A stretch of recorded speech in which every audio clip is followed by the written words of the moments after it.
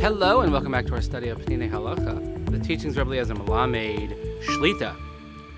Well, we continue our week of learning, and we ask you to please continue davening for Chayalei Tzvah Israel, for Shalom L'Chol P'tuei Israel, safety of our brothers and sisters in Israel. And we learn each day Le'ili Nishmat Seren Daniel Shimon ben Harav Daron V'Shal Yishem Kam Demo. The next chapter, Easter Kibbutz. Asru Chachamim L'Chabeis B'Shavua Shechal B'Tisha B'Av. So the Gemara in Taanis Adav Chavav tells us that one is not allowed to do laundry during the week in which Tisha B'Av falls. This is one of the expressions of mourning.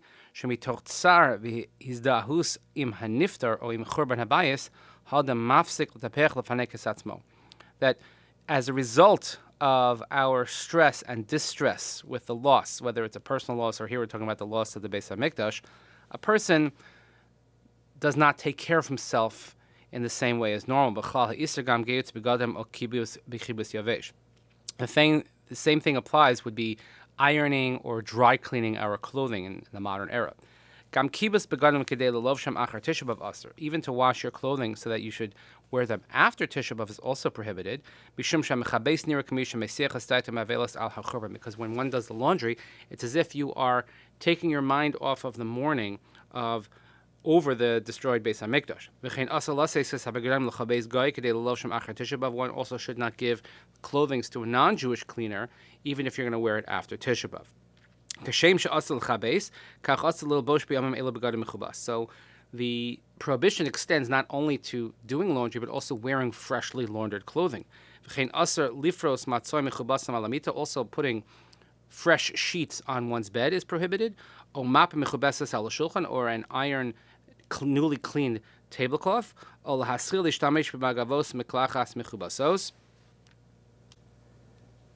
even to use freshly laundered towels. So most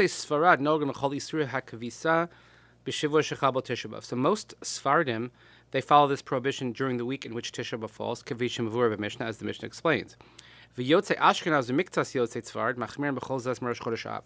Ashkenazim and some Sephardim, however, are a little bit more stringent, and they follow this prohibition already for the entire 9 days, already from Rosh Chodesh. The only exception would be wearing Shabbos clothing for Shabbos Chazon, which are clean and ironed. Since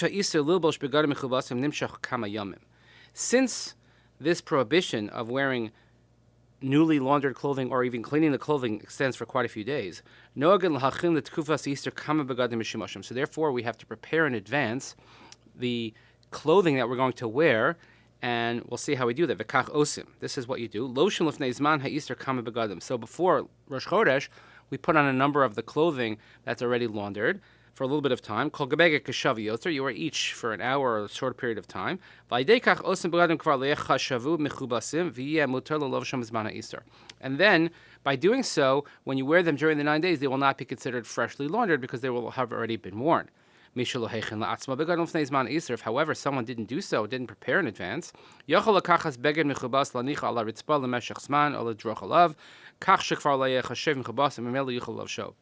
so one way that you could fix this is you could take a freshly laundered clothing and put it on the floor and maybe even step on it, and this way it will not be considered freshly laundered. It will not be considered clean even.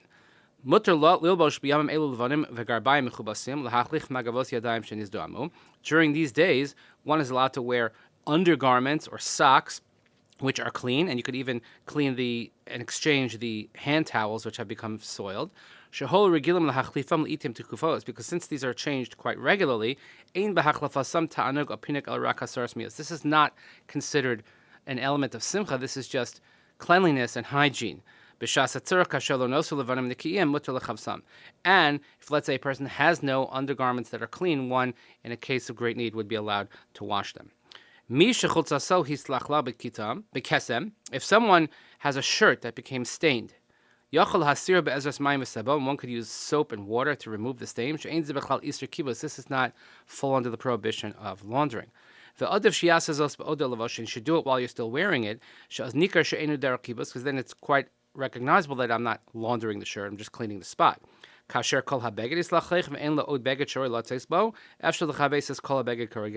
if the only garment that you have has become so dirty and you can't wear it, then you would be allowed to wash it during the 9 days. We don't wear festive clothing during this period, like Bigdei Shabbos, even if they are not laundered. And this applies to most Sephardim during the week of Tisha B'Av. And for Ashkenazim already from the second day of Av, again, because on Rosh Chodesh, one could wear these clothing. And as soon as Shabbos Chazon is over, one should switch out of the Shabbos clothing. Likras bris mila, if there is a bris, ha'av v'ha'im v'hamol v'hasandak misrachtzim v'lovshim bigdei Shabbos, the father, the mother, the moel, and the sandak could bathe, and they could wear Shabbos clothing.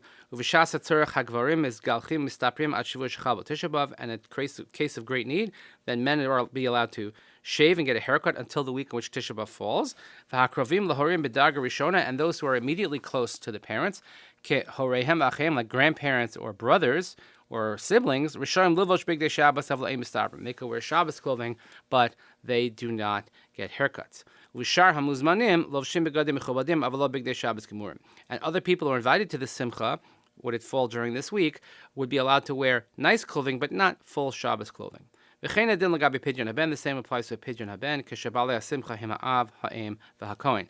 That if the balei simcha are including the father, the mother, and the Kohen doing the pidyon. So again, we don't do laundry during these days. We have to prepare in advance, I guess, like everything in Judaism. And we have to understand there are certain occasions where there might be a level of permissibility. We're going to see next time what happens when you deal with little children and their clothing, or somebody who is ill, something like that. But this is this halacha in a nutshell. So thank you so much for joining us today. Please continue davening for Chaylei Tzvah Gan Yisrael, for Shalom and Chol B'Tzvah Yisrael. Save your brothers and sisters in Israel. Thank you so much for listening. Have a great day, and we'll see you here next time.